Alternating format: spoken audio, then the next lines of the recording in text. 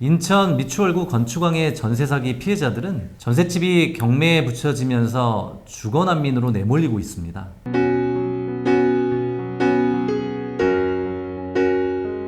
전세 사기 피해자 입장에선 경매 낙찰은 사형 선고나 다름이 없죠. 전셋집이 낙찰된다면 1순위 채권자는 누구일까요? 채권자 1순위는 시중은행과 한국자산관리공사입니다. 낙찰 후 이들의 채무를 변제하고 나면 임차인이 손해질 수 있는 돈은 얼마 되지 않거나 제로이기 때문입니다. 앞서 지난 2월 28일 세상을 떠난 피해자분의 경우도 매우 안타깝습니다. 그가 살던 빌라도 역시 경매에 넘어갔지만 보증금 7천만 원 중 한 푼도 구제받을 수가 없었습니다. 그가 살던 빌라의 소액 임차인 전세금 기준액은 6,500만 원이었습니다. 피해자분은 겨우 500만 원의 차이 때문에 최우선 변제금을 보장받지 못했습니다. 미추홀구 전세 사기 사건의 피해 주택들은 모두 준공과 동시에 근저당권이 설정된 집이라고 합니다. 이 때문에 제대로 된 공인중개업자라면 전세 보증금이 최우선 변제금 수준인 2,700만 원에서 3,400만 원을 넘어가면 계약하지 말아야 된다고 만류를 했어야 합니다. 그런데 건축업자, 집주인, 부동산 중개인, 그리고 관리인까지 한패였던 까닭에 안타깝게 젊은 나이에 생을 마감했습니다. 안타깝게 생을 마감하신 세 분은 모두 20, 30대 젊은이들입니다. 삶의 터전마저 잃어버린 그들에게 그 어떤 희망이 남아 있었을까요? 지금 우리는 어떤 방법을 동원해서라도 이러한 비극을 막아야 합니다. 모든 일에는 항상 골든타임이 존재합니다. 데드라인을 넘어서지 않도록 생명을 살리는 이 골든타임에 우리는 무엇을 해야 할까요? 이번 인천 미추홀의 전세 사기는 건축왕 남모 씨와 그 일당 조직들에 의해 벌어졌습니다. 남 씨는 인천 미추홀구 일대에 주택 3,100여 채를 보유했다가 임차인들의 보증금을 돌려주지 않아 사기 혐의로 구속 기소된 인물입니다. 피해자들은 애초에 근저당권이 설정되어 있는 채로 전세 계약을 맺었습니다. 하지만 남씨 등 사기 일당은 토지 매입비나 건설비 등 필요 비용을 금융권에서 조달하고 피해자들에겐 근저당권이 걸린 집을 싸게 임대하는 수법을 사용했습니다. 남씨와 한패나 다름없는 공인중개사들이 근저당권이 있어도 안전한 매물이라고 안심시킨 뒤 전세 계약을 유도했습니다. 그런데 지난해와 올해까지 내놓은 정부 대책은 다음과 같습니다. 첫째, 전세계약 만료 뒤 전세자금 대출 만기 연장. 둘째, 저금리 대환대출 공급. 셋째, 낙찰 시에도 무주택자 자격 인정 등 경매로 피해액을 회수하려는 이들에게 초점이 맞춰져 있습니다. 피해자들이 경매에서 집이 낙찰될 때까지 버틸 수 있도록 대출 연장 등을 통해 시간을 벌어주는 식입니다. 그런데 이 방식으로는 미추홀 피해자들을 구제하기가 어렵죠. 왜냐하면 근저당권이 설정되어 있어서 애초에 경매 자체가 피해 구제의 방안이 되기 어렵기 때문입니다. 근저당권은 임차인의 보증금보다 권리관계에서 앞서기 때문에 집이 경매로 넘어가면 피해자는 소액의 최우선 변제금을 받거나 이마저도 기준에 미달하면 빈털터리로 쫓겨날 위험이 큽니다. 근저당권이 없는 경우 피해자들은 경매를 통해 보증금 일부를 되찾을 수 있습니다.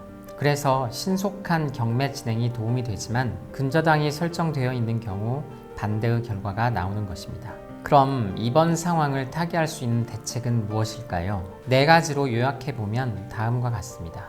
첫 번째, 피해 주택에 대한 경매 중지 행정명령. 두 번째, 경매 낙찰금에 대한 저리 대출 지원. 세 번째, 공공기관이 채권을 매입해서 선 비용 보상을 해주고 이후 비용을 회수하는 것.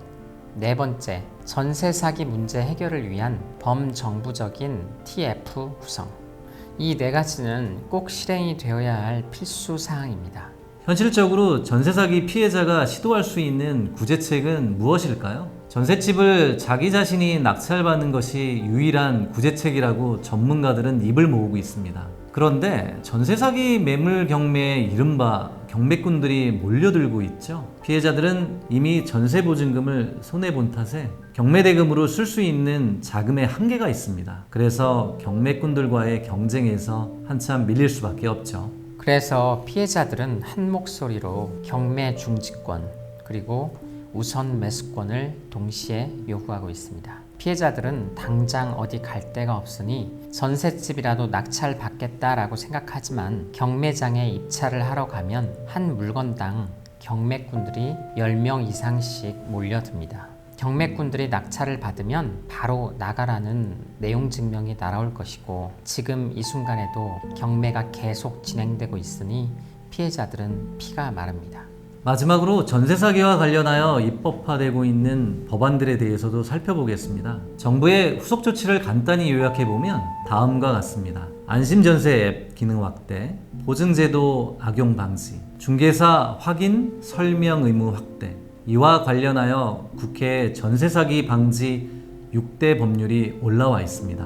법률과 주요 개정 내용을 말씀드리겠습니다.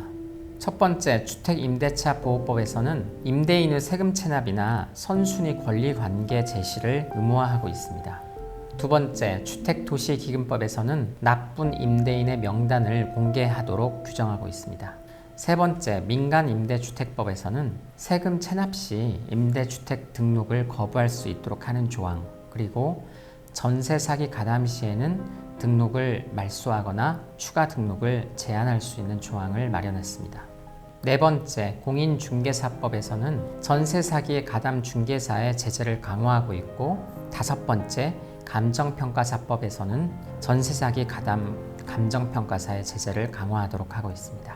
여섯 번째, 지방세 징수법에서는 임대인의 동의 없이 미납세금을 열람하도록 허용하고 있습니다. 국회에서 위의 법안을 신속하게 개정 처리하는 것은 매우 중요합니다.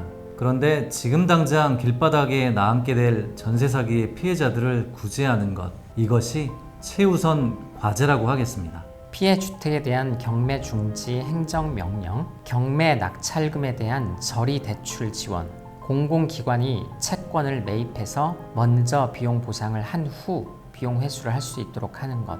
마지막으로 전세 사기 문제 해결을 위한 범정부적인 TF 구성. 이 네 가지가 먼저 신속하게 선행되어야 할 것입니다. 사회적 약자가 안전하게 살아가는 사회, 단 한 사람이라도 억울한 피해자가 나오지 않는 정의로운 사회.